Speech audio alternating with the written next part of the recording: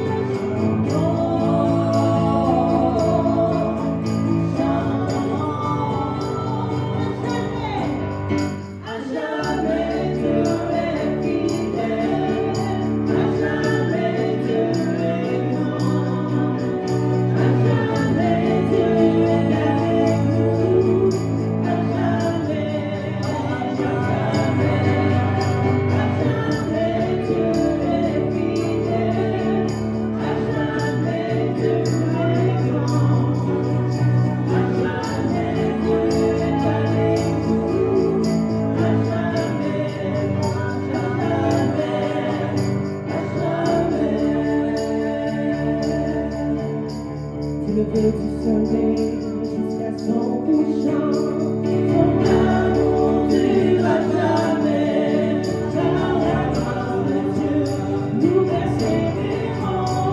Son amour durera jamais. Chantons, chantons, chantons, chantons à notre Dieu. Chantons.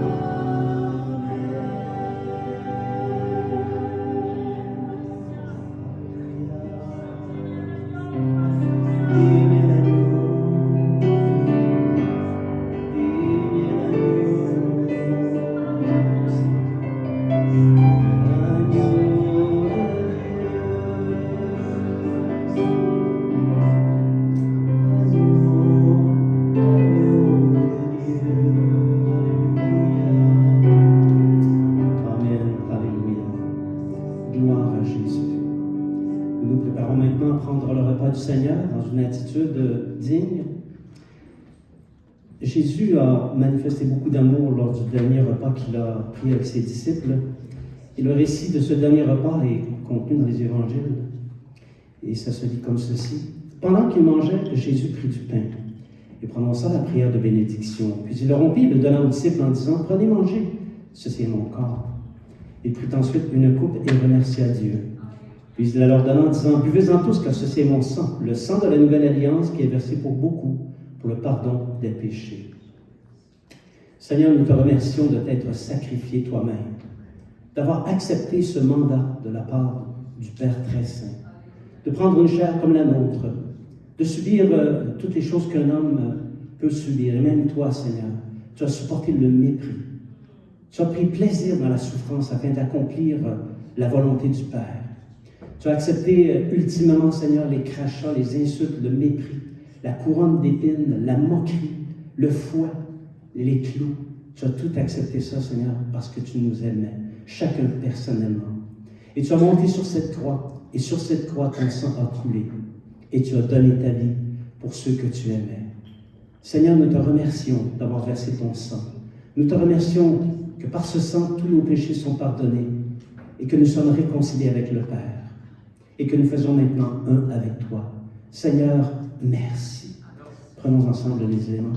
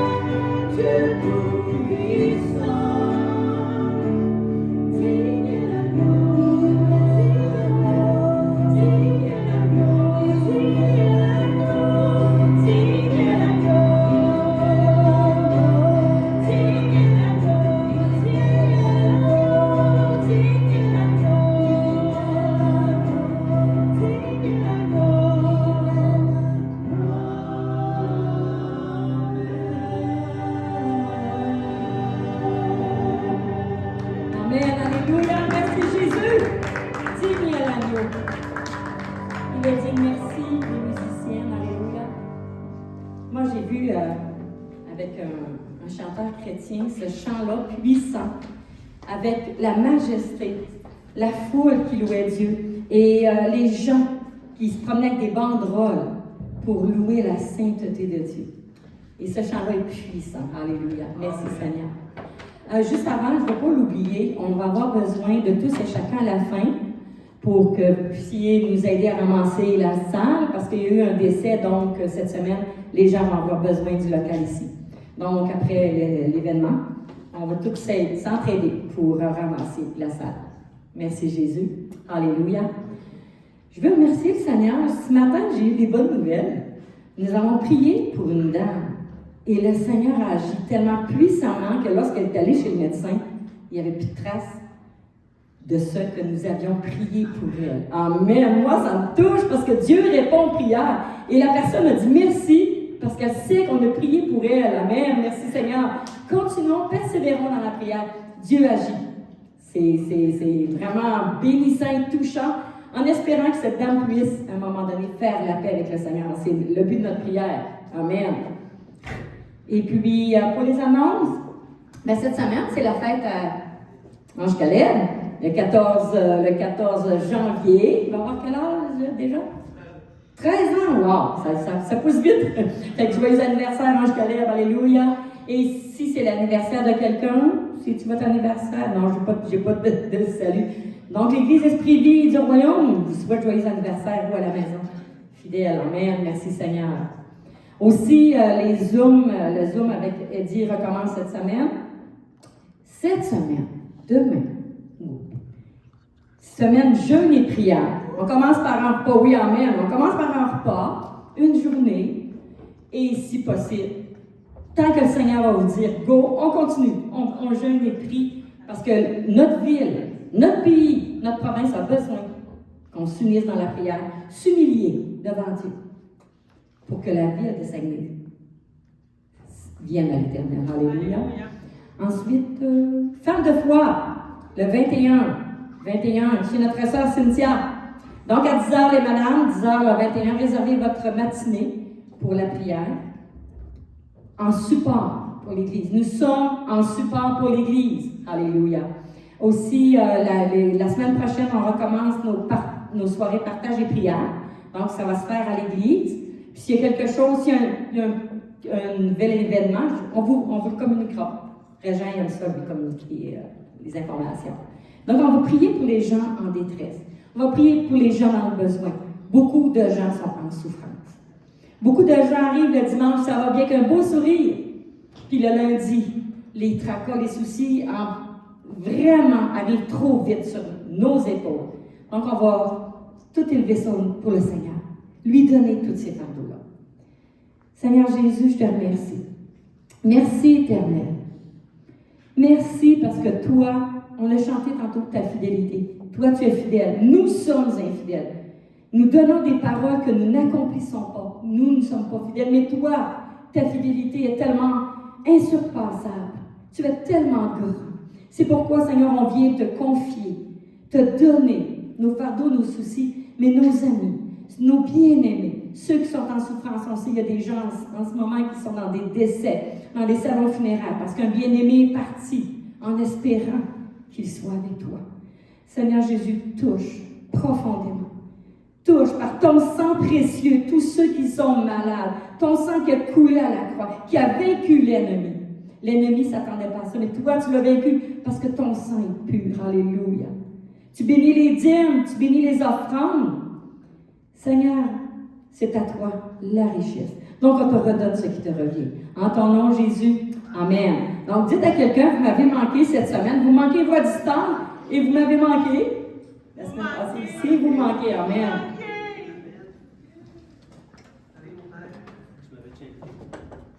Non, mais bien.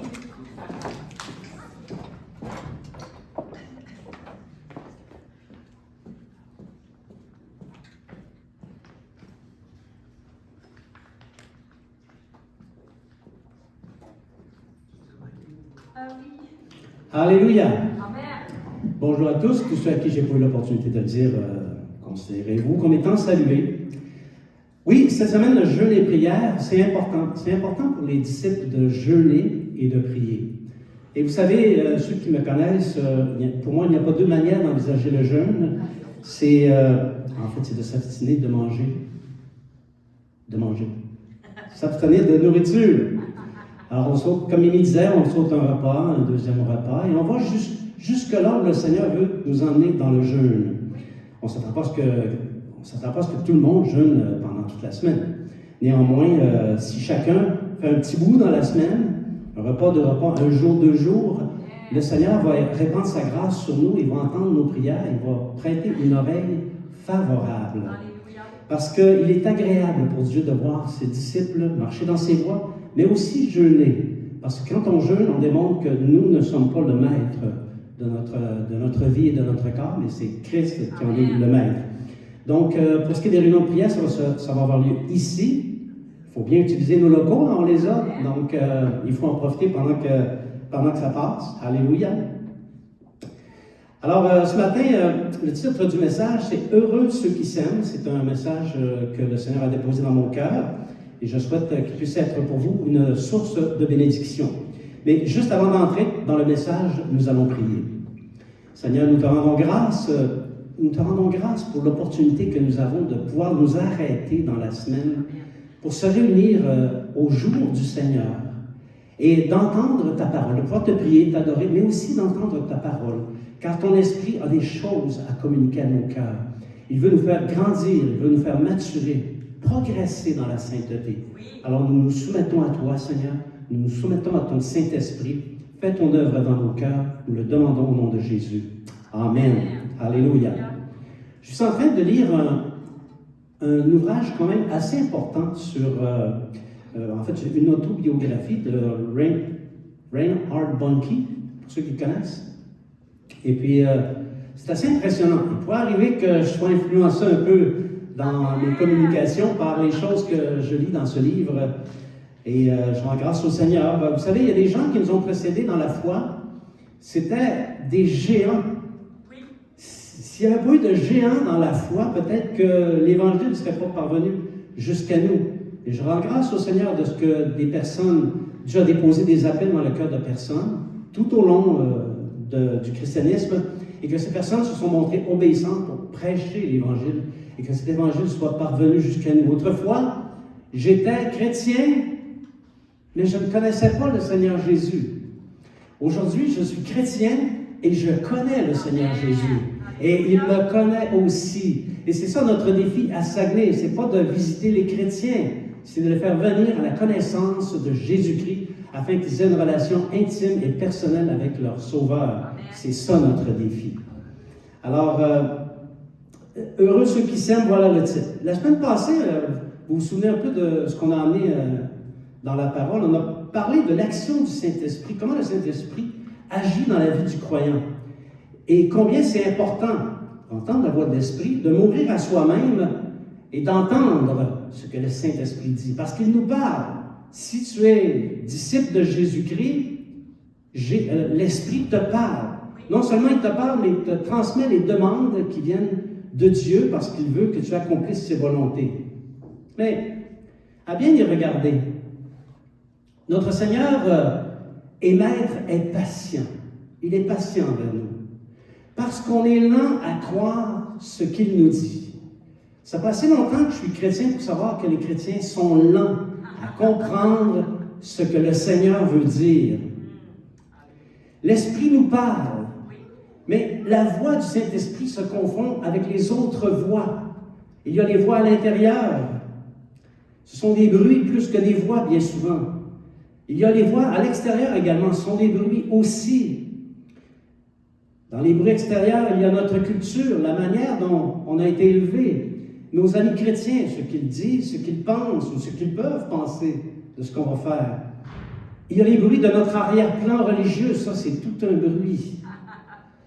Il y a nos croyances également et tellement d'autres bruits qui souvent limitent notre capacité à entendre la voix du Seigneur. Pourtant, Jésus a dit, « Mes brebis entendent ma voix et je les connais et elles me suivent. » Alléluia! Qu'est-ce à dire de ceux qui peinent à entendre la voix de l'Esprit au milieu du tumulte des autres voix? La principale raison qui fait qu'on n'entend pas la voix de l'Esprit, c'est notre propre incrédulité. Parce que nous sommes fondamentalement incrédules. Après sa résurrection, Jésus a fait un reproche à ses disciples.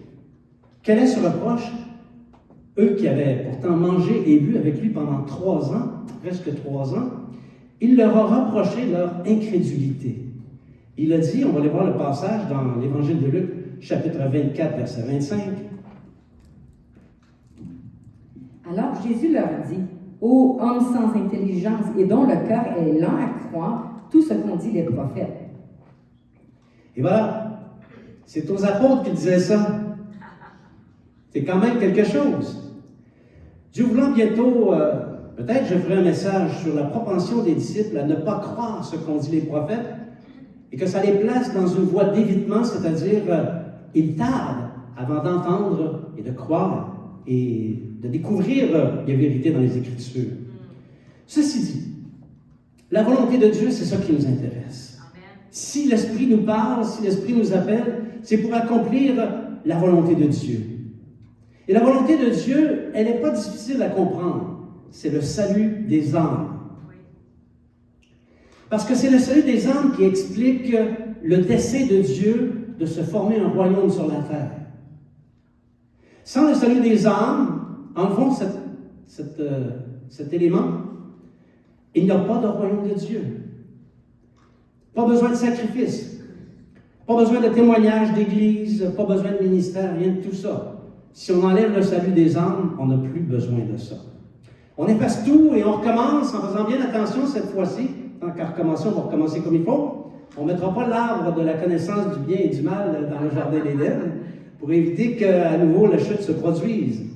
On se souvient que c'est cet arbre-là qui a tout gâché. En fait, ce n'est pas l'arbre qui a gâché, c'est Ève et Adam, les deux. C'est le serpent, là.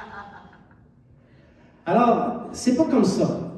C'est le salut des âmes qui est important et c'est ça la volonté de Dieu. La volonté de Dieu, savez-vous, c'est que tous soient sauvés sans exception. Regarde ton voisin, la volonté de Dieu, c'est qu'il soit sauvé. Regarde le Chinois, complètement dans le fin fond de la Chine, la volonté de Dieu, c'est qu'il soit sauvé. Et c'est en vertu de ce dessein que le Seigneur Jésus t'a sauvé toi. Et non seulement il t'a sauvé, mais il t'a fait un beau cadeau. Il t'a donné son Saint-Esprit. Et il t'a fait des dons. Et il a placé sur ton cœur un appel. En résumé, le Seigneur t'a sauvé par l'intermédiaire de quelqu'un. Il t'a donné son Saint-Esprit. Déposé un appel dans ta vie pour qu'à ton tour, tu serves à semer le salut tout autour de toi. Et c'est ce que nous devons faire. Alléluia. Hier, il nous est arrivé une petite expérience dans les sentiers. Ce n'est pas une expérience dans laquelle j'ai nécessairement annoncé l'Évangile, mais c'est une expérience dans laquelle lui, il a vu l'Évangile en action.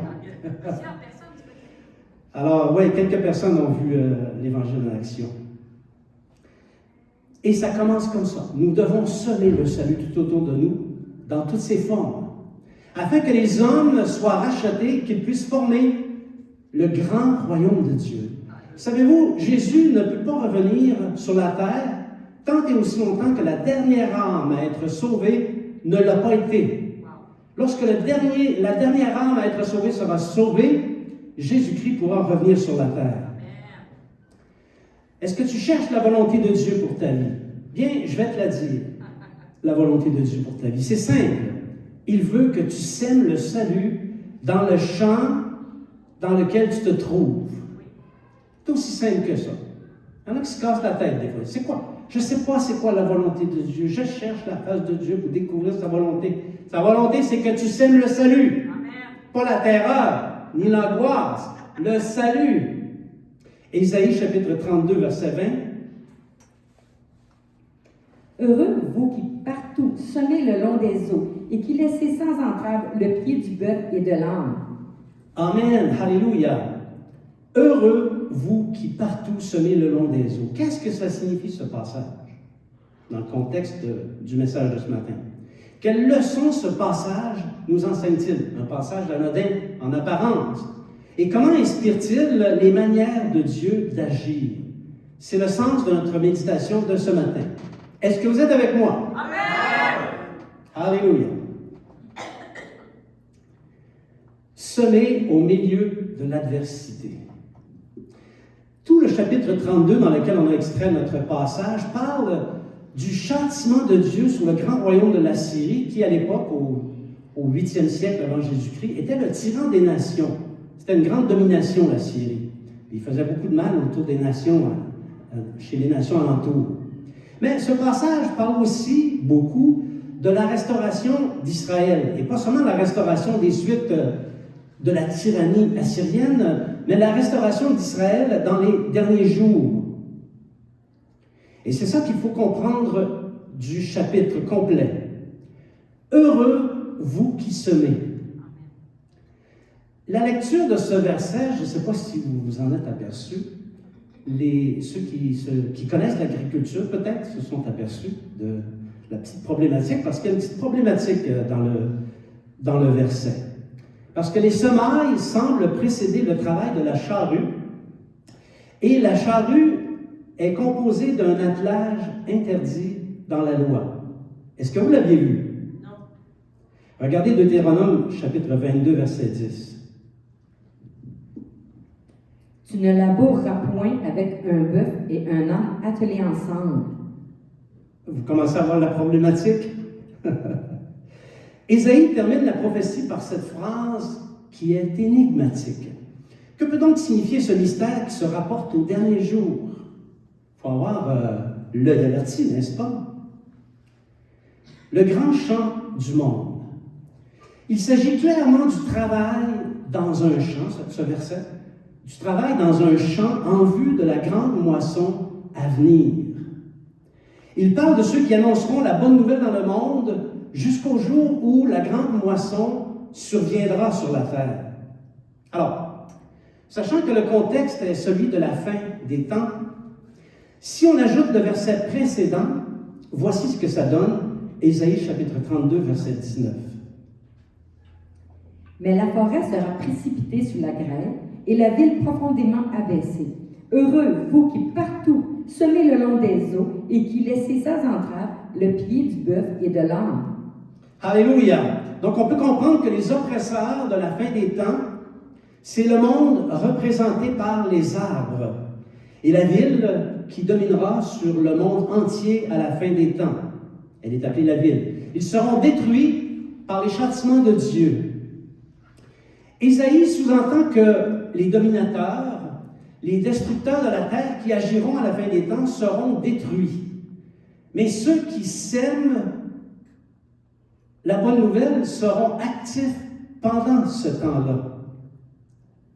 Et alors seulement seront heureux ceux qui auront semé, ceux qui auront fait la volonté de Dieu. Et ils se réjouiront avec leur maître. Tout le verset parle de l'action de Dieu qui envoie des messagers proclamer la bonne nouvelle parmi les nations. Et ceci avant que ne surviennent les grands événements de la fin des temps. Vous êtes toujours avec moi? Amen. Je sais que c'est des choses que vous n'aviez pas vues. Je suis ici pour vous les dire. Semez même au jour d'angoisse. Ici, je vais dire quelque chose de quand même assez important. Tout d'abord, on a dit, c'est clair que ce passage se rapporte à l'espérance de la grande moisson qui va précéder le retour du Seigneur Jésus. Parce qu'avant que Jésus revienne, il va y avoir une grande moisson. Beaucoup d'âmes vont se convertir. Alléluia. Heureux, vous qui partout semez le long des eaux. Si la semaine passée, on a dit que les eaux, que les sources d'eau vive couleraient de ceux qui mettraient leur foi en Jésus, ici, le long des eaux représente tout endroit qui peut être abreuvé par le Saint-Esprit. Si on veut moissonner au temps de la récolte, il ne faut pas semer dans les déserts. Tu ne peux pas avoir tout un sac de semailles. Si tu sèmes dans le désert, il n'y a rien qui va pousser. Il n'y a pas d'âme à sauver dans les déserts. Les terres fertiles se trouvent près des eaux. Et c'est là que la végétation pousse. S'il n'y a pas d'eau, il n'y a rien qui pousse. Les autres terres demandent à être arrosées aussi. Autrement, c'est la famine, tout le monde va mourir de faim. Heureux donc est celle qui sème partout où il y a des eaux. Et le prophète va même plus loin parce qu'en associant le fait de semer pendant le temps où les oppresseurs oppressent, il montre que les temps d'angoisse, de tribulation, de troubles ne sont pas des obstacles à l'action de semer. Semer la bonne nouvelle pendant que règnent ceux qui détestent Dieu, c'est la normalité. Tout autour autour de toi, il y a plein de gens qui détestent Dieu. Ah, ils ne vont pas dire « je j'haïs Dieu », mais par leur conduite, ils le démontrent qu'ils détestent Dieu. C'est la normalité. Il y a un grand théologien qui a apparu au 2e siècle, qui est aussi un père de l'Église, qui s'appelle Tertullien. Et à l'époque, les Romains persécutaient violemment les chrétiens. Vous n'avez qu'à lire les chroniques des martyrs, si vous avez le cœur assez fort pour ça. Vous allez voir qu'il n'y avait pas de main morte avec ceux qui se faisaient prendre. Okay? Donc, les Romains persécutaient les disciples qui semaient partout. Okay? Partout où il y avait des eaux, les disciples semaient et les Romains les persécutaient. Et ce Tertullien a écrit ceci: « Le sang des martyrs est la semence des chrétiens. »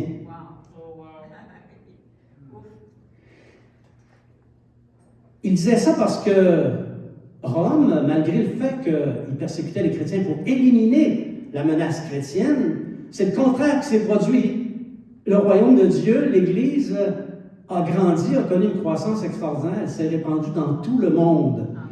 La persécution romaine n'a pas réussi à arrêter la progression de l'Église. Donc, le sang des chrétiens fut vraiment une semence pour d'autres chrétiens. Alléluia. Et d'ailleurs, ce que je viens de dire, pour ceux qui connaissent un peu la théologie de la fin des jours, de la fin des temps, ce que je viens de dire,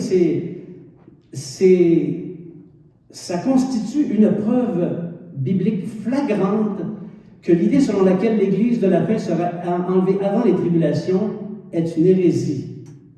L'Église va vivre des persécutions dans le temps de la fin, jusqu'au dernier jour. Le sang des martyrs est la semence des chrétiens. Le bœuf et l'âne. On parle des anomalies maintenant. Comme on l'a déjà dit, le bœuf et l'âne ne peuvent signifier un attelage servant à labourer. Parce que dans le passage, le semeur passe en premier. C'est autre chose qu'il faut comprendre. Il ne s'agit pas du travail de labourage. Toutefois, le bœuf et l'âne revêtent une signification particulière dans la Bible. J'ai découvert que les pères de l'Église ont parlé de cette signification. Le bœuf, vous le savez, c'est un animal pur, représenterait Israël, qui est le peuple élu de Dieu. L'âne, quant à lui, n'est pas un animal pur, représenterait les chrétiens des nations, parce que l'âne est impur comme les païens qui viennent à la foi sont impurs. Et après, ils deviennent purs. Mais on parle de représentation ici. Parce que, selon eux, Israël a échoué dans la mission que lui a conférée Dieu de porter le salut dans le monde. Et ceci étant, Dieu a désigné un âne, soit les chrétiens des nations, pour porter le salut au monde. Ça a de l'allure. Et c'est pourquoi les représentations de la naissance de Jésus, dans les représentations de la naissance de Jésus dans les premiers siècles, les premiers chrétiens plaçaient le berceau de Jésus entre le bœuf et l'âne. Vous voyez, ça commence à prendre forme les significations de ce qu'on voit sous l'arbre de Noël. C'est bon, mais est-ce que c'est juste bon? Il y a une logique là-dedans. Chose certaine, si on considère le sens du texte, on peut dégager autre chose de plus important encore. Le bœuf, c'est un animal fort, un animal robuste, qui est capable, qui pourrait nous terrasser, mais c'est aussi un animal docile. Il sert à porter des jougs et à accomplir de lourds travaux. Aujourd'hui, on a des tracteurs, là, mais il fut un temps, il y a encore des pays qui utilisent le bœuf pour faire les travaux dans les champs. L'âne, quant à lui, est plus rapide, plus léger, et lui aussi est un animal docile. Et il est utilisé pour transporter des charges, mais aussi des hommes et des femmes. Ramener à la cause de l'Évangile. Ça signifie que le semeur a besoin du bœuf afin de préparer la terre, afin de pouvoir semer. On ne sème pas sur une terre qui, au préalable, n'a pas été labourée. De même, il a besoin de l'âne pour le transporter en tout lieu, mais aussi pour transporter les semences qui donneront la moisson. Logique aussi. Le semeur qui sème le long des eaux, le bœuf et l'âne forment donc une équipe au service de Dieu pour préparer la moisson. Amen. Les semeurs, ce sont ces prédicateurs de l'Évangile. Les bœufs et les ânes sont les disciples qui, pour les uns, préparent la terre et pour d'autres, fournissent les semences ou transportent les semences. Parce qu'il faut le dire, tout ministère à succès moissonne le travail de quelqu'un d'autre. Et ça, c'est pas moi qui le dis, c'est le Seigneur Jésus dans l'Évangile de Jean, chapitre 4, versets 37 à 38. Car en ceci, ce qu'on dit est vrai. Autre est celui qui sème, et autre celui qui moissonne. Je vous ai envoyé moissonner ce que vous n'avez pas travaillé, d'autres ont travaillé, et vous êtes entrés dans leur travail. Amen, alléluia. Vous êtes toujours avec moi? Amen. Éliminez les entraves. Isaïe dit, « Heureux vous qui laissez sans entrave les pieds du bœuf et de l'âne. » Pour que la moisson soit grande, il faut que l'équipe ait les coudées franches. Si quelqu'un met des entraves aux pieds du bœuf et de l'âne, il n'y aura ni préparation, ni semence, ni moisson. Or, les chrétiens sont rapides quand vient le temps de mettre des entraves. Et le travail prend du retard. « Oh, moi je ne suis pas d'accord avec l'opération source débordante, ça coûte cher. » « Oh, moi je trouve que le pasteur, il se trompe sur tel sujet, tel autre sujet, il est d'un patate. » « Oh, les finances ne sont pas bien utilisées dans l'Église. » « Oh, il manque des ministères, tel besoin n'est pas couvert. » « Ah, si! Ah, ça! » Dis donc plutôt « Alléluia! » Que des entraves. Fais-toi semeur, fais-toi bœuf, fais-toi âne ou fais de l'air. À Saguenay, le travail de SAP a détruit beaucoup de cœurs. Vous le savez, vous m'entendez en parler souvent. Il y a plus d'anciens chrétiens chez eux qu'il n'y a de chrétiens dans les églises. Parce que le travail de SAP a détruit des cœurs. Les langues de vipères qui mettent des entraves sapent l'œuvre de Dieu et ces langues de vipères rendront des comptes devant le tribunal de Christ et je ne voudrais pas être dans leurs souliers. Romains 14, verset 4. Qui es-tu, toi qui juges un serviteur d'autrui? S'il se tient debout, s'il tombe, cela regarde son maître.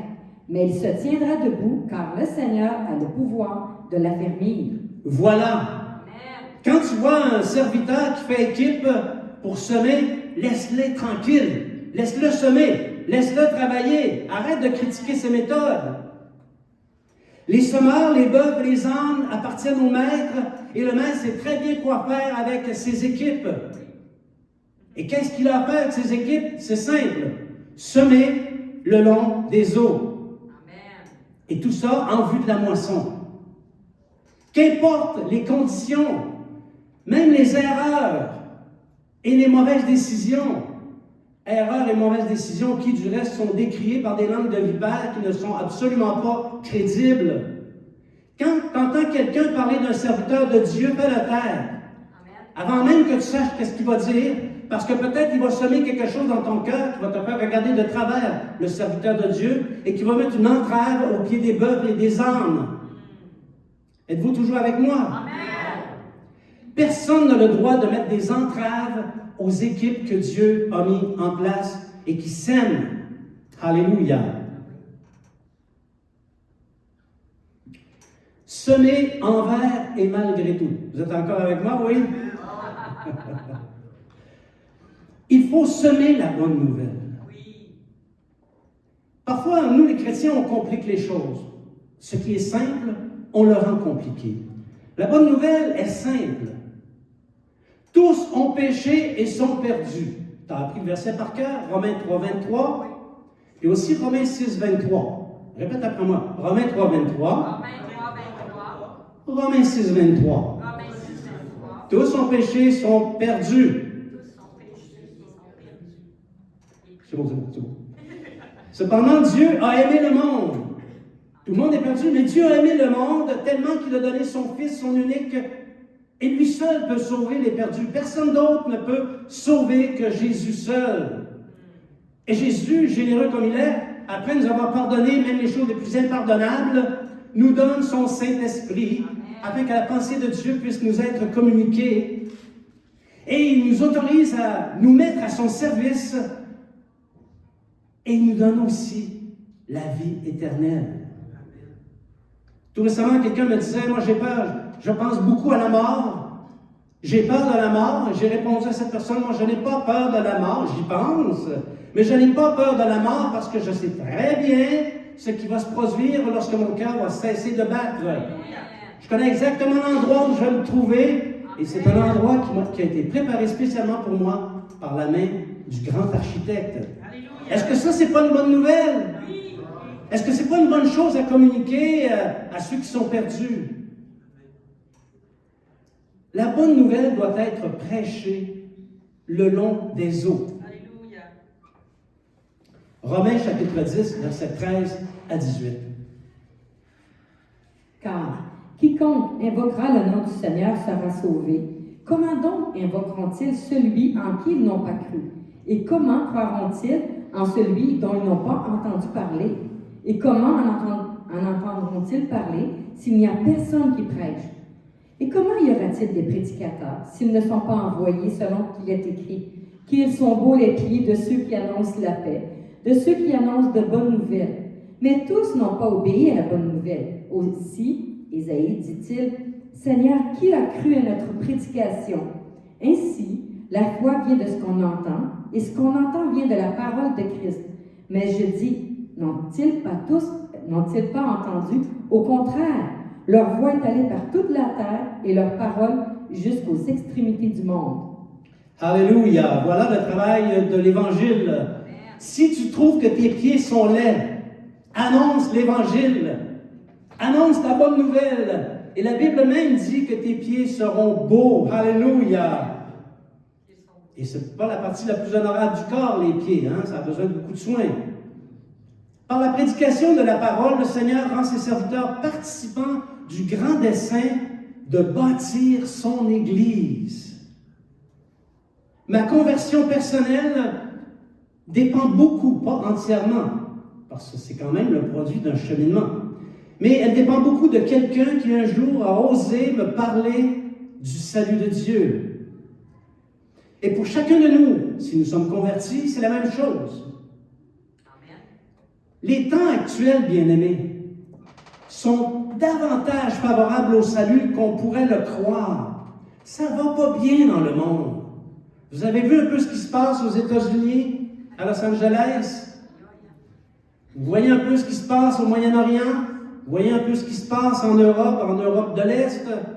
Les guerres, les différents troubles, les différentes inondations, les changements climatiques, ça ne va pas bien dans le monde. La nature même se révolte contre les hommes qui haïssent Dieu. Le temps est favorable au salut. C'est dans ces circonstances-là que les gens se mettent à réfléchir et à se dire « Ouais, c'est vrai, je suis confortable, mais si ça venait ici, qu'est-ce que je ferais? » Peut-être qu'un Dieu, ils se mettent à réfléchir sur leur éternité, à réfléchir sur Dieu. Et c'est favorable pour le salut. Alléluia. Vous savez, le monde est rempli de méchanceté, puis les incroyants le voient. Ils voient bien que ça ne tient pas la route, cette méchanceté. Et c'est pourquoi nous devons et pouvons, pas juste nous devons, nous pouvons plus que jamais semer la parole de Dieu autour de nous. Faisons-le en toute simplicité. Fais-le selon qui tu es. Essaye pas d'imiter quelqu'un d'autre, sois toi-même. C'est facile de convaincre n'importe qui qu'il est pécheur. Parce que tout le monde a péché. Quelqu'un peut peut-être se vanter d'avoir une bonne vie, néanmoins c'est un pécheur. Un jour ou l'autre, il a transgressé l'une des lois de Dieu. C'est facile. C'est aussi facile de parler de la solution de Dieu, le Fils offert en sacrifice et dont le sang peut effacer les péchés. Il y a une solution au péché. C'est facile d'amener celui qui croit à mettre sa confiance en Jésus. Prends pour toi la solution de Dieu. Et il va faire de toi une nouvelle créature. Et ensuite, c'est facile de l'inviter à joindre la communauté des croyants, des gens qui, comme lui, comme elle, ont été lavés par le sang de Jésus. Alléluia. Ça ne veut pas dire qu'ils vont le faire tout de suite, mais c'est facile de le faire. Cette semaine, c'est une semaine de jeûne et de prière. Et nous allons chercher la face de Dieu. Nous allons sonder la volonté de Dieu sur ces sujets. On va faire attention pour entendre la voix du Saint-Esprit et recevoir ses instructions pour l'année 2025 et pour les années qui s'en viennent. Et partant de là, on va pouvoir développer un programme de l'Église qui va mettre en avant les équipes de Dieu, les bœufs, les ânes et les semeurs pour semer le long des eaux. Alléluia. Afin d'entrer dans la moisson de Dieu. J'invite les musiciens. Alléluia. Un petit passage qui nous a mené quand même assez loin, n'est-ce pas? Amen. Bien-aimé, le Saint-Esprit, qui nous a si souvent prouvé que le Seigneur nous aime, moi, j'ai aucun doute dans mon cœur que Jésus m'aime. Amen. Il n'y a aucun doute dans mon cœur que Jésus aime son Église. Alors regardez là, aujourd'hui, on n'est pas nombreux, mais ça va grandir. Ça ne restera pas comme ça, soyez sans crainte, là. OK? Le Seigneur, il cherche maintenant à nous faire entrer dans le travail de la moisson. À Saguenay, il y a des âmes à sauver. Puis la volonté de Dieu, c'est justement de sauver les âmes. Ce n'est pas l'adversité ou les persécutions qui devraient nous arrêter de nous adonner à la mission qui est la nôtre. Tout sacrifice est en effet une semence de chrétien. Peut-être tu vas souffrir un peu. Peut-être tu vas être offert en sacrifice. Mais c'est de la semence de chrétien. Alléluia. Identifie ton appel de la part de Dieu pour ta vie. Soit tu es semeur, soit tu es porteur de charge, ou soit tu es transporteur de semences. Identifie ton appel et mets-toi au travail. Fais équipe, parle et ne te tais pas. Tu es dans une circonstance où peut-être il y a une occasion de témoigner, là tu dis, est-ce que le Seigneur voudrait que je parle? Oui, ouvre la bouche et parle. Alléluia. Combat les entraves. Comme Église, nous devons combattre les entraves et il faut se mettre au travail de prédication afin que le plus grand nombre dans notre coin de pays soit sauvé. Alléluia. J'invite à vous lever. Merci Seigneur.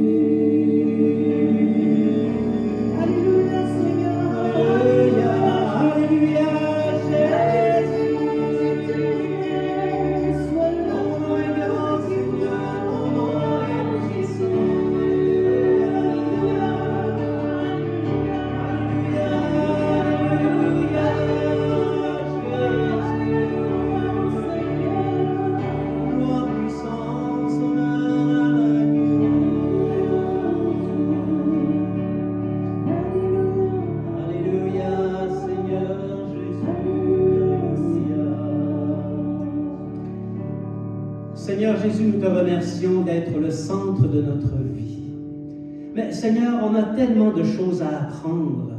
Nous sommes des ignorants. Et par-dessus tout, Seigneur, le plus souvent qu'autrement, nous sommes incrédules. On voit ta parole, mais on ne la croit pas. On entend la voix de ton Saint-Esprit, mais elle se perd dans le tumulte des autres voix. Seigneur, ce matin, tu nous appelles à bien saisir notre destinée, à bien saisir ce pourquoi tu nous as sauvés, c'est-à-dire le salut des âmes, le salut des hommes et des femmes, de tous ceux et celles qui nous entourent et qui, s'ils ne reçoivent pas l'intervention divine dans leur vie, s'en vont directement dans le séjour des morts, perdus éternellement. Et c'est ta volonté qu'ils soient sauvés. Seigneur, parle à nos cœurs ce matin. Parle à nos cœurs afin que nous sachions qui nous sommes vraiment. Si nous sommes des semeurs, si nous sommes des bœufs ou si nous sommes des âmes avec qui nous devons faire équipe pour accomplir ce grand dessein en vue de la moisson à venir. Seigneur, tu ne nous as pas enrôlés dans ton armée afin qu'on se regarde le nombril ou qu'on soit satisfait de soi-même. Non, tu nous as enrôlés dans ton armée afin qu'on soit à ton service en train de faire la volonté de Dieu. Et la volonté de Dieu, c'est de semer le salut tout autour de nous. Donne-nous cette force, Seigneur. Revenez-nous de ton Saint-Esprit afin que nous ayons l'audace de parler de ton grand salut aux hommes et aux femmes qui nous entourent. Nous le demandons au nom de Jésus. Amen.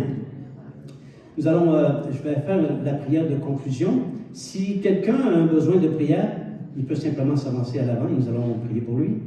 Et nous allons maintenant faire la prière de la conclusion. Seigneur, nous te rendons grâce pour ce temps qu'on a eu ensemble, où on a pu méditer ta parole, où on a pu goûter ta présence. On est vraiment reconnaissant pour cela, Seigneur. Je prie pour tes disciples afin que tu gardes chacun d'eux au courant de la semaine, que chacun soit gardé des pièges de l'adversaire, que chacun grandisse, croisse avec la puissance du Saint-Esprit, que chacun accomplisse les œuvres pour lesquelles tu les as destinées cette semaine. Je recommande chacun de tes disciples au nom de Jésus. Amen. Bien-aimés, soyons présents aux réunions de prière, aux réunions jeûne et prière, lundi, mardi et mercredi, 19h30 ici. Soyons présents, participons au jeûne, aux séances de jeûne. Et n'oubliez pas de parler à quelqu'un du Seigneur Jésus, comme on vient de l'annoncer. D'ici à ce qu'on se revoit la prochaine fois, que le Seigneur fasse luire sa face sur vous abondamment. Alléluia.